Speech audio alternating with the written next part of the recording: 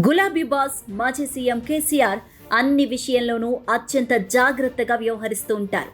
Telangana secretariat నుంచి మొదలు CM camp కార్యాలయం వరకు ఆయన పక్కాగా వాస్తుని ఫాలో అవుతూ ఉంటారు. ఇక ఈ విషయంపైనే చాలా మార్పులు చేర్పులు కూడా చేశారు. ఇక 2024 డిసెంబర్ 7న ఎర్రవల్లి ఫామ్ హౌస్లోని బాత్రూంలో ఆయన కాలు జారి పడిపోగా తుంటి ఎముక విరిగింది. దీంతో కేసీఆర్కు సోమాజీ కూడా యశోద హాస్పిటల్ వైద్యులు శస్త్రచికిత్స చేశారు.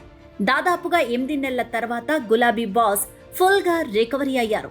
ఇక ఈ నెల 10న ఎర్రవల్లి ఫామ్ హౌస్ కు వెళ్లిన జనగామ ఎమ్మెల్యే పల్లా రాజేశ్వరరెడ్డి అదే కేసీఆర్ పడిన బాత్రూంలో కాలు జారి పడిపోగా కాలి ఎముక విరిగింది.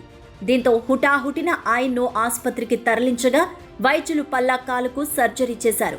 ఇక ఈ నేపథ్యంలోనే ఫామ్ హౌస్ లో వరుస ప్రమాదాలు కేసీఆర్ ను తీవ్రంగా కలవరపెడుతున్నాయి. దీంతో ఆయన ఫామ్ హౌస్ సిబ్బందికి కీలక ఆదేశాలు జారీ చేశారు. తాను ప్రమాదానికి గురైన బాత్రూంలో మార్పులు చేపట్టాలని చెప్పినట్టు తెలుస్తోంది.